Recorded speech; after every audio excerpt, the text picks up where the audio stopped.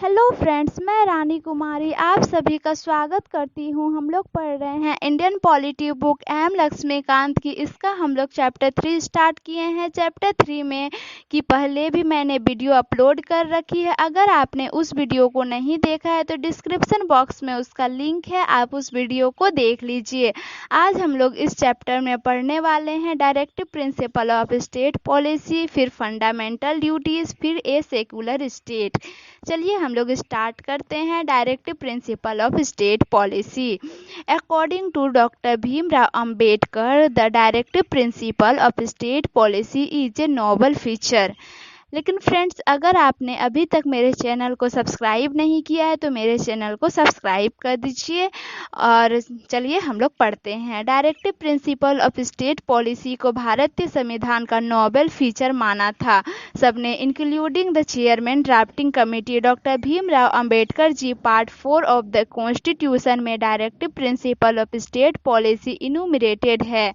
इसको 3 कैटेगरी में बांटा गया है। एक कैटेगरी है सोशलिस्टिक, दूसरा है गांधीयन, तीसरा है लिबरल इंटेलेक्चुअल।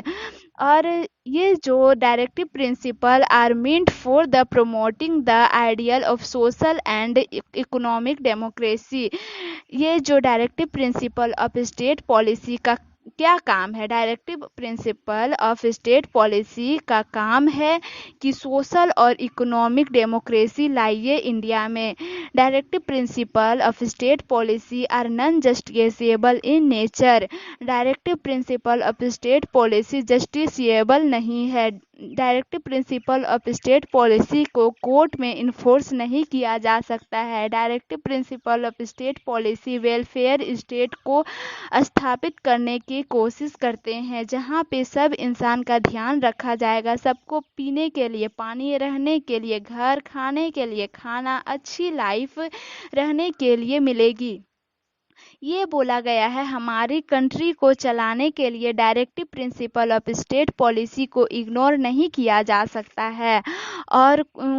और भले ये कोर्ट में इन्फोर्सिएबल नहीं है, लेकिन हर सरकार की ये जिम्मेदारी रहेगी कि जब भी वो नियम कानून बनाए, इन वेलफेयर स्टेट को ध्यान में रखते हुए, इस directive principle of state policy को ध्यान में रखते हुए नियम कानून बनाए। इनको लागू करने के पीछे रियल पावर है। पॉलिटिकल मतलब हर 5 साल बाद वोट देते हैं लोग। अगर रूलिंग सरकार वेलफेयर स्टेट को लागू नहीं करेगी तो 5 साल बाद लोग वोट दे के सरकार को बाहर निकाल सकते हैं। इसलिए जब इसका मिसयूज होना स्टार्ट हुआ था तो मिनर्वा मिल्क केस 1980 में सुप्रीम कोर्ट ने कहा कि दोनों को, directive principle of state policy और फंडामेंटल राइट को बैलेंस में रखना चाहिए। किसी को कम और किसी को ज़्यादा नहीं रखना है। दोनों ही जरूरी है हमारे देश के लिए। ये केस हुआ क्यों था, मिनर्वा मिल्क केस? देखिए फ्रेंड्स, जब फंडामेंटल राइट को थोड़ा इग्नोर करके डीपीएसपी को ज़्यादा इम्पोर्टेंस देने लगी गवर्नमेंट, तो फंडामेंटल राइट्स को थोड़ा दबाया गया, डीपीएसपी थोड़ा उठाया गया, क्योंकि डीपीएसपी वेलफेयर स्टेट को प्रमोट करता है। तो मिनर्वा मिल्क केस में हमारे सुप्रीम कोर्ट ने बोला, इन फंडामेंटल राइट और directive principle of state policy, DPSP मैं directive principle of state policy को ही बोल रही हूँ, तो यह सुप्रीम कोर्ट ने बोला, इन फंडामेंटल राइट्स और directive principle of state policy में एक प्रॉपर बैलेंस होना चाहिए। यानी किसी एक को ऊपर और किसी एक को नीचे नहीं कर सकते। दोनों बराबर हैं, दोनों जरूरी है हमारे देश के मैनेजमेंट के लिए। चलिए हम लोग देख लेते हैं fundamental duties. The original constitution did not provide for the fundamental duties of the citizen. These are added during the operation of internal emergency. देखिए फ्रेंड्स, फंडामेंटल ड्यूटीज का आने का जो समय था ना, वो इमरजेंसी का समय था। 1975 से लेके 1977 में इमरजेंसी थी। और 42nd अमेंडमेंट एक्ट 1976 भी आया था। इस फंडामेंटल ड्यूटीज को हमारे संविधान में जोड़ा गया था एक कमेटी के रिकमेंडेशन पे, जिसका नाम था स्वर्ण सिंह कमेटी। कमेटी का नाम याद रखिएगा फ्रेंड्स, स्वारण सिंह कमेटी के रिकमेंडेशन पे इस फंडामेंटल ड्यूटीज को जोड़ा गया था। कब? 42nd अमेंडमेंट एक्ट 1976 के थ्रू 10 फंडामेंटल ड्यूटीज आई थी और एक फंडामेंटल ड्यूटीज को बाद में जोड़ा गया 86 कॉन्स्टिट्यूशनल अमेंडमेंट एक्ट के थ्रू, और संविधान में एक पार्ट जोड़ा गया। वो पार्ट था part 4A। Part 4A is related to fundamental duties and, और एक आर्टिकल जोड़ा गया। वो आर्टिकल था आर्टिकल 15A को जोड़ा गया, और इसमें फंडामेंटल ड्यूटीज हैं, फंडामेंटल ड्यूटीज 11 फंडामेंटल ड्यूटीज हैं। ये फंडामेंटल ड्यूटीज सिटीजन को याद दिलाएगी कि भले आपके पास फंडामेंटल राइट्स हैं, इस फंडामेंटल राइट्स के साथ साथ आपके ऊपर मोरल रिस्पॉन्सिबिलिटी भी है, जो कि आप इन फंडामेंटल ड्यूटीज के थ्रू चुकाएंगे आप अपने देश की तरफ, जो कि आप इस फंडामेंटल ड्यूटीज़ के थ्रू चुकाएंगे अपने देश की तरफ अपनी मॉरल रिस्पॉन्सिबिलिटी को। लेकिन फंडामेंटल ड्यूटीज़ भी नॉन जस्टिसेबल है, यानी कि अगर कोई फंडामेंटल ड्यूटी नहीं कर रहा है तो उसको कोर्ट में घसीटा नहीं जा सकता। चलिए हम लोग देख लेते हैं a secular state. The constitution of India stands for a secular state, hence it does not uphold any particular religion as the official religion of the Indian state। हमारा देश एक सेकुलर स्टेट है। सेकुलर स्टेट का normally मतलब होता है कि religion से डायरेक्ट हम इन्वॉल्व नहीं हैं। इंडिया की अगर बात करेंगे तो इंडिया में हमारे संविधान में हमारे देश का कोई भी ऑफिशियल रिलीजन नहीं लिया गया है। हमारा जो सेक्युलर कैरेक्टर है वो बाकी जगहों से थोड़ा अलग है, वेस्टर्न कंट्री से थोड़ा अलग है। इनका ए देख लेते हैं। The term secular was added to the preamble of the Indian constitution by the 42nd constitutional amendment act 1976।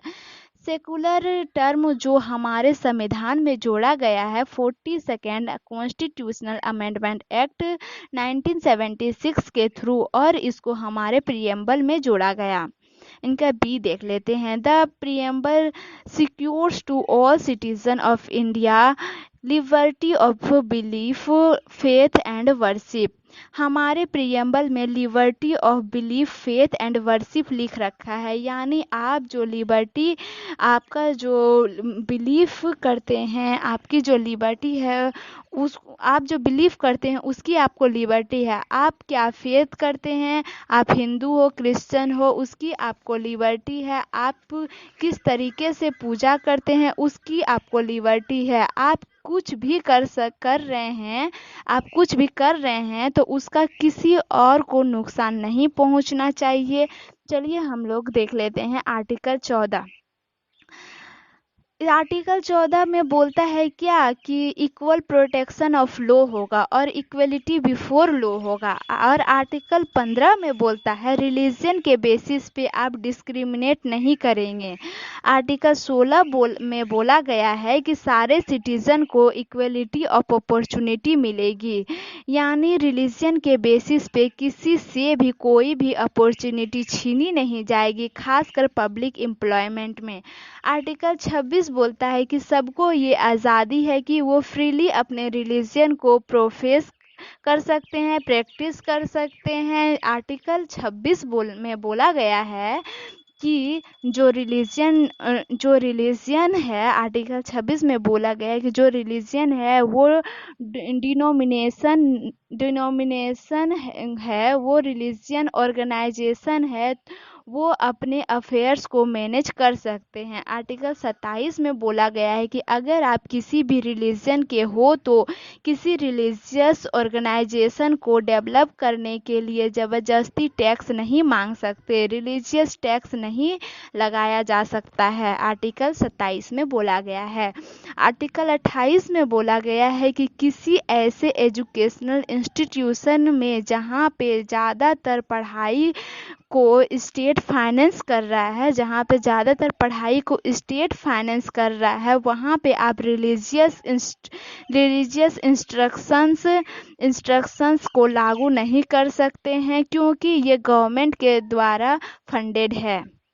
उसके बाद इसमें बोला गया है क्या कि आर्टिकल 29 में बोला गया है कि हर सिटीजन को यह राइट है कि वो अपने लैंग्वेज को, अपने स्क्रिप्ट को, अपने कल्चर को, अपने लैंग्वेज को, अपने स्क्रिप्ट को कंजर्व कर सकते हैं।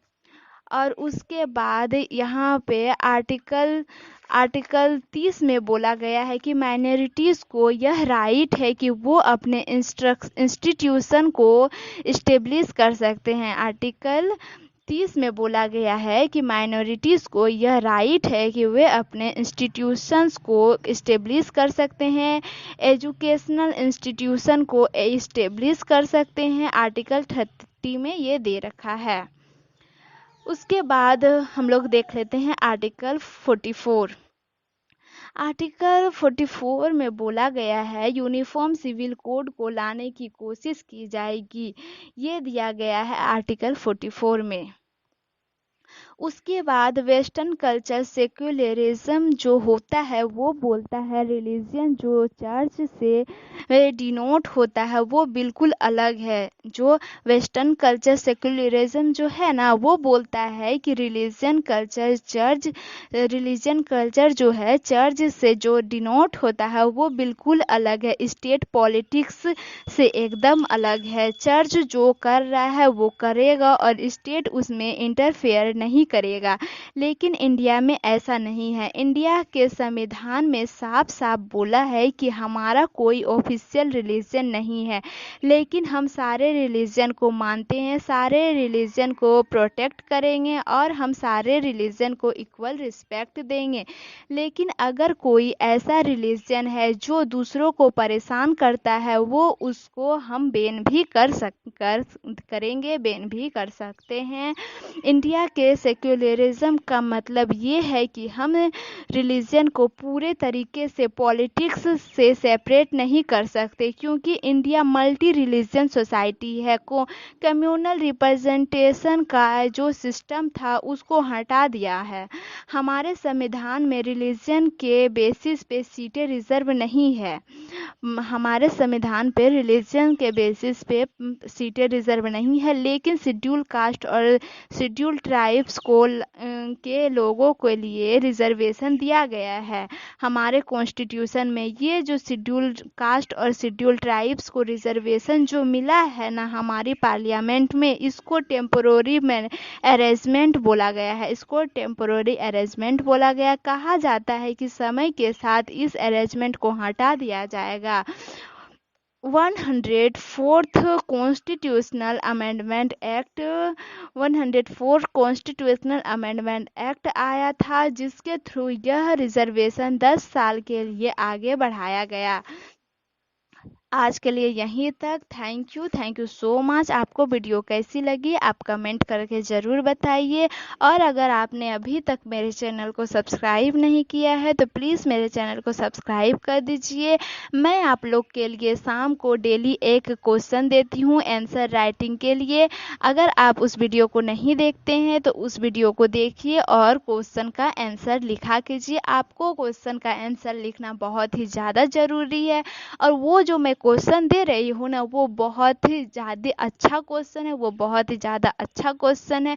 यूपीएससी जिस तरह के क्वेश्चन पूछते हैं उस टाइप के क्वेश्चन है, तो आप उस क्वेश्चन का आंसर लिखिए, फिर उसको टेलीग्राम ग्रुप में सबमिट कीजिए। टेलीग्राम ग्रुप है यूपीएससी एग्ज़ाम क्रैक। आज के लिए यहीं तक। Thank you so much. जय हिंद।